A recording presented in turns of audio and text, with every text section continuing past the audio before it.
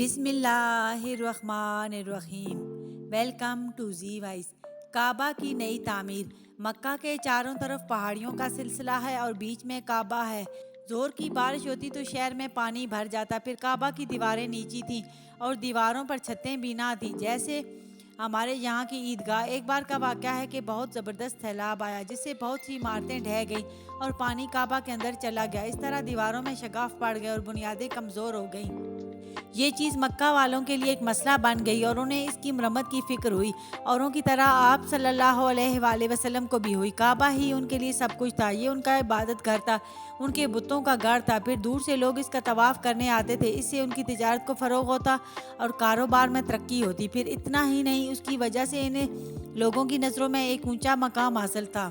آنے والے ان کی عزت کرتے اور اپنے سے اونچا اور برتر سمجھتے، کیونکہ یہ اس کے ہمسایہ تھے، اس کے خدمتگار اور پاسبان تھے، اس سے متعلق مختلف عہدوں سے سرفراز تھے۔ چنانچہ یہ لوگ ایک جگہ جمع ہوئے اور آپس میں مشورہ کرنے لگے کہ کیا کیا جائے، کون اس کو ڈھائے اور پھر کون اسے تعمیر کرے۔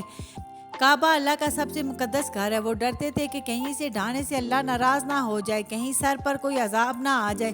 عقل حیران تھی کہ کریں تو کیا کریں، لیکن عمارت بالکل بے جان ہو چکی تھی، بنیادیں کمزور پڑ چکی تھیں اور ہر ران اس کے ڈھہ جانے کا خطرہ تھا، لہٰذا اس کو ڈھانے کے سوا کوئی چارہ نہ تھا۔ چنانچہ چاروں ناچار انہوں نے ڈرتے ڈرتے بہت ہی پس و پیش کے بعد اسے ڈھانے کا فیصلہ کر لیا۔ لیکن ابھی ایک مسئلہ اور تھا، نئی عمارت مضبوط اور پائیدار ہونی چاہیے، اس کے لیے عمدہ سامان کیسے فراہم ہو اور ماہر کاریگر کہاں سے آئیں جو سلیقہ سے پتھر جوڑ سکیں اور ایک خوبصورت اور مضبوط عمارت تیار کر سکے۔ خدا کا کرنا، انہی دنوں ایک رومی آدمی مصر سے جہاز لے کر چلا۔ وہ حبشہ جا رہا تھا، مگر جہاز جدہ کی بندرگاہ پر پہنچا تو ساحل سے ٹکرا کر ٹوٹ گیا۔ اس جہاز پر عمدہ قسم کی لکڑیاں اور بہترین قسم کا تعمیری سامان تھا۔ اس آدمی نے سارا سامان بندرگاہ پر اتار دیا اور انتظار کرنے لگا کہ کوئی جہاز حبشہ جانے والا ملے تو سامان لاد کر وہ لے جائے۔ قریش کو اس واقعے کی خبر لگ گئی، لہٰذا فوراً انہوں نے کچھ آدمی دوڑائے۔ جہاز والے کا نام باقوم تھا۔ یہ لوگ جا کر اس سے ملے اور اسے اپنی ضرورت بتائی۔ وہ بخوشی اپنا سامان بیچنے پر تیار ہو گیا۔ نیز اس نے انہیں بتایا کہ میں ایک ماہر معمار بھی ہوں۔ اب کیا تھا، ان کو تو کاریگر کی تلاش تھی ہی اور بیٹھے بٹھائے ایک اچھا کاریگر مل رہا تھا۔ چنانچہ انہوں نے کہا، اچھا تو آپ بھی ساتھ چلیے اور اس کام میں ہمارا ہاتھ بٹائیے۔ باقوم نے جا کر کعبہ کو دیکھا، پھر اس نے کہا، اس کی تعمیر تو بہت آسان ہے، البتہ سے ان میں کچھ ستون کھڑے کیے جائیں گے تاکہ چھت پڑ سکے، اس طرح عمارت محفوظ رہے گی، پھر آندھی کے جھونکے آئیں یا سیلاب کے تھپیڑے سب سے محفوظ رہے گی۔ خود اس کی بھی یہی خواہش تھی، اس لیے کہنے سے پہلے یہ منظور تھی۔ مکہ میں ایک مصری آدمی رہتا تھا، قبطی نسل کا، سیلہ اس کا نام تھا، لکڑی کے کام میں وہ ماہر تھا، اس لیے باقوم کی مدد کے لیے وہ بھی بلا لیا گیا۔ اس کے بعد قریشہ نے کعبہ کے الگ الگ حصے کیے اور آپس میں بانٹ لیے کہ اس کو ڈھانے میں ہر قبیلہ کا ہاتھ رہے اور تعمیر کے شرف سے بھی کوئی محروم نہ رہے۔ اب ڈھانے کا وقت آ گیا، لوگ پھر لرز اٹھے، جسم کے رونگٹے کھڑے ہو گئے، پھر وہ شش و پنج میں پڑ گئے، ڈھائیں نہ ڈھائیں کیا کریں۔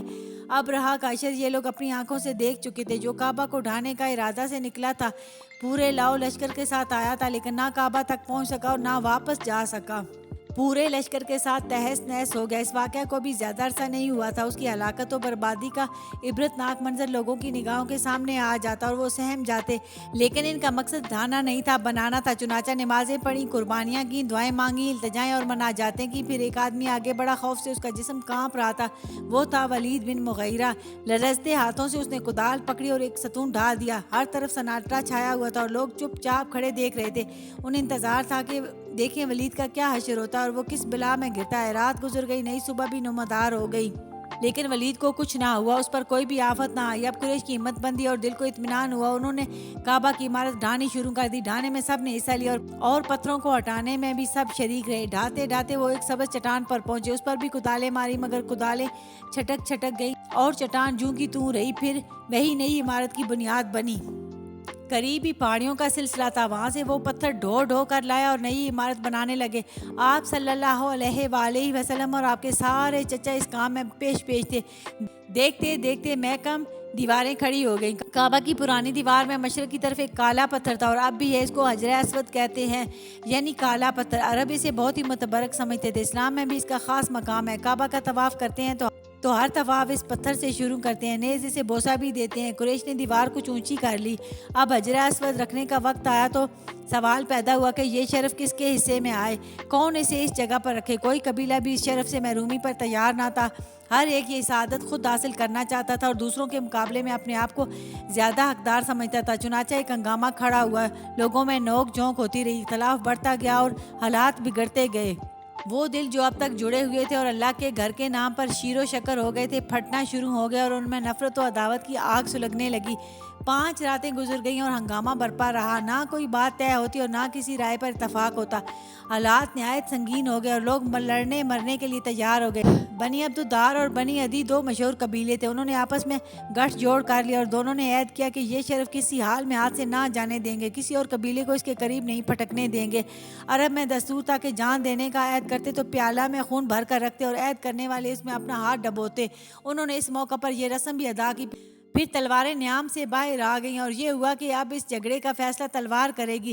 اس وقت ابو امیہ بن مغیرہ اٹھا، یہ قریش کا سب سے بوڑھا آدمی تھا، ہر ایک اس کا ادب و احترام کرتا اور اس کی بات کے آگے سر جھکا دیتا۔ اس نے بڑی منت سماجت کی اور کہا، میرے بھائیو، عزت اور سرداری میں تم سب کا رتبہ برابر ہے، بلا وجہ آپس میں لڑو جھگڑو مت، نفرت اور عداوت کی آگ نہ بھڑکاؤ، عقل و ہوش سے کام لو اور میری بات مانو۔ پہلا قریشی جو باب الصفا سے داخل ہو کر آئے اس کا فیصلہ اس پر چھوڑ دو۔ یہ رائے سب نے مان لی۔ کعبہ کے گرد حرم شریف کی 4 دیواری ہے، اس کے دروازوں میں ایک کا نام باب الصفا ہے کیونکہ یہ صفا پہاڑ کی طرف پڑتا ہے۔ سب نے نگاہیں باب الصفا پہ گاڑ دی اور انتظار کرنے لگے کہ دیکھیں ان کی قسمت کا فیصلہ کس کے ہاتھ میں جاتا ہے اور وہ کس طرح اس گتھی کو سلجھاتا ہے۔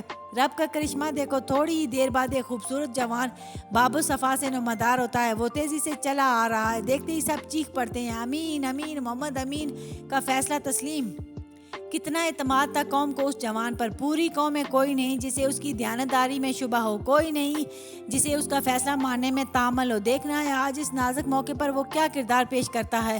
لوگ بے تابی سے آگے بڑھے اور آپ صلی اللہ علیہ وآلہ وسلم سے فیصلہ چاہا۔ آپ نے فرمایا، ایک کپڑا لاؤ۔ کپڑا آیا تو آپ نے اسے پھیلا دیا، پھر حجر اسود اٹھایا اور اس پر رکھ دیا۔ پھر فرمایا، ہر قبیلہ کا سردار ایک ایک کونا پکڑ لے اور سب مل کر اٹھائیں۔ چنانچہ قبیلوں کے سردار آگے بڑھے، انہوں نے کپڑے کے کونے پکڑے اور جس جگہ پتھر لگانا تھا وہاں تک لے آئے۔ پھر آپ صلی اللہ علیہ وآلہ وسلم نے اسے خود اٹھایا اور اس کی جگہ رکھ دیا۔ لوگ خوشی سے اچھل پڑے اور ہر طرف مسرت و شادمانی کی لہر دوڑ گئی۔ کتنا پیچیدہ تھا یہ مسئلہ اور کتنی آسانی سے حل ہو گیا، ہر ایک کی ناک رہ گئی اور ہر کوئی اس شرف سے محروم نہ رہا۔ آپ کی حکمت اور دانائی سے ایک زبردست فتنہ دب گیا اور قوم انتہائی تباہ کن خانہ جنگی سے محفوظ رہی۔